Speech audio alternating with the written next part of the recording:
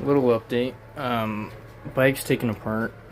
I cleaned and fixed my cranks so they're tight now. Got that done. Both my inner tubes exploded for whatever reason. But I have new inner tubes. I'm gonna put them in the morning. And I got these pegs are taken off right now. I took my chain off. I'm gonna clean that. But hopefully heading to skate park in the morning, and I'll have some videos up for you guys.